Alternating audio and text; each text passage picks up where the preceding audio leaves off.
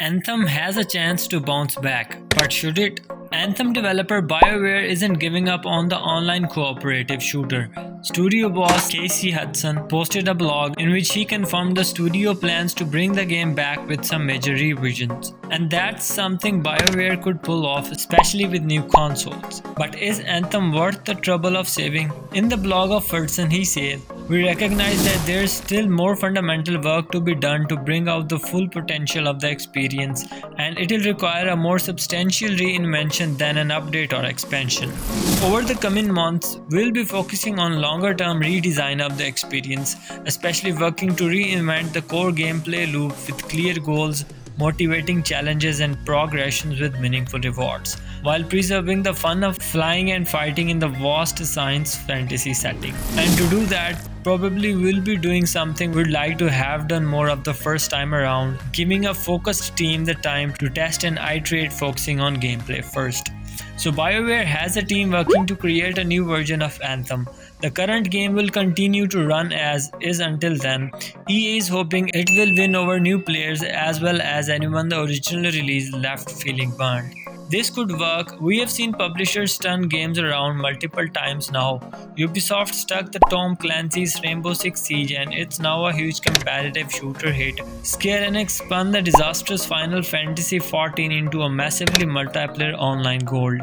EA also may have more confidence in an Anthem reboot simply because of the timing. Anthem next may launch as a PlayStation 5 and Xbox Series X game. BioWare has had its Austin studio working to rebuild Anthem for a while now, and the timing affords EA and BioWare an opportunity. While Hudson notes that the current Anthem team is getting more time to prototype and iterate, it seems likely that any sort of reboot would show up at some point over the next 2 years. But if the developer can get an update version out by this holiday, it could end up in a strong position to succeed, and PlayStation 5 and Xbox Series X are the reason for that. Over the next few years, millions of people are going to upgrade to the next-gen consoles. When they do, they'll probably buy some next-gen games, but consoles are expensive, so gaming fans looking to stretch their cash as far as possible may turn to games they already own. This is where an Anthem next could come in.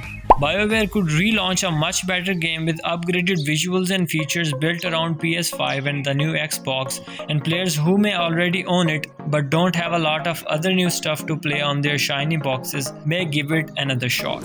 Is reviving Anthem worth it? I am still skeptical about Anthem. I believe that EA and BioWare want to make a good game. They want to restore some of the lost reputation. I even believe that both companies are willing to spend a lot of time and money bringing Anthem back from the dead. But EA's internal development tools don't seem like they are up to the job. If you have paid close enough attention to EA, you likely know about Frostbite Engine. It's the powerful suite of tools that developer DICE uses to create its stunning shooter game Battlefield and Star Wars Battlefront.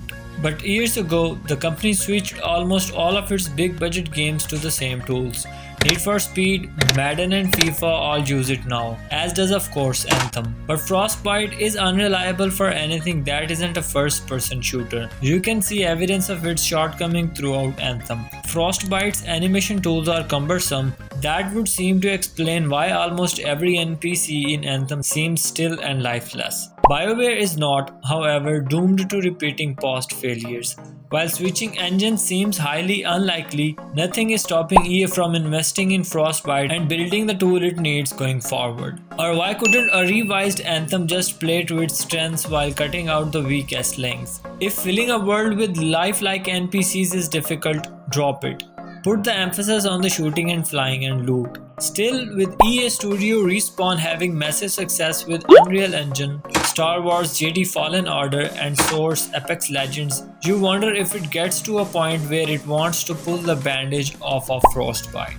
Well, that's it for this video. Hope you enjoyed. If you are new here, please subscribe and make sure to tap the bell icon for more gaming information and interesting tips and tricks. Follow me on Instagram and Twitter. Links to my accounts are at the end of the description below. As always, thank you all so much for watching. See you in the next video. Till then, stay home, stay safe, take care.